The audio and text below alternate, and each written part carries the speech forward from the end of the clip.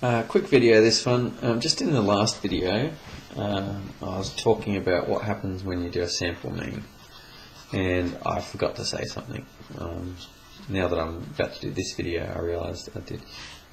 Remember I said that if you take a sample mean of size n, that the expected value for that sample mean is equal to the expected value of x, which is mu, and the standard deviation of x bar is equal to the standard deviation of the population divided by the root n. Okay, so I said that.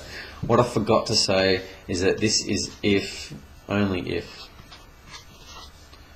x is normally distributed. I forgot to put that in there. That's a fairly big omission, I'm sorry. Sort of looked over. That's only if x is normally distributed. So go back to that last video, make sure that that's only if that's normally distributed. But what this video I'm saying is that this actually doesn't matter at all. I'll just explain what I mean. So that's the last video. Please make sure that's clear. Only if x is normally distributed. Let's have a look what happens if x is not normally distributed. So if x is not normal. So let's say you've got some function. Let's say that's normal, yeah. A bell-shaped curve is normal. What happens if it's that, or what happens if it's this? What if it's what if it looks like this? So again, this is like your mu here. Okay. Now, what happens to the sample mean? And what I'm going to talk about is the central limit theorem. And what happens if you take sample means of each of these things? It doesn't matter what the distribution is. If you take a sample mean for each of these, a wonderful thing happens, is that they turn into bell-shaped curves. Each of these, doesn't matter what it starts out as, even this weird looking thing here, if you take sample means and the sample size is large enough, then each of these distributions will turn out to be normal.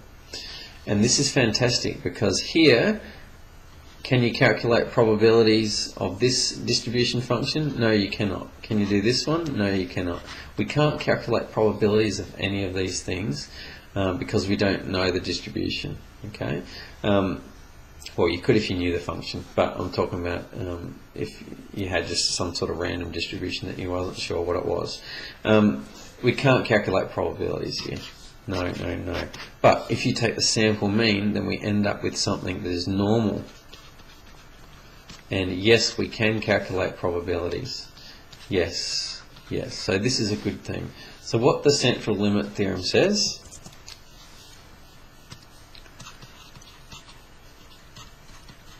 central limit theorem says that if you have any random variable x, then x bar is normally distributed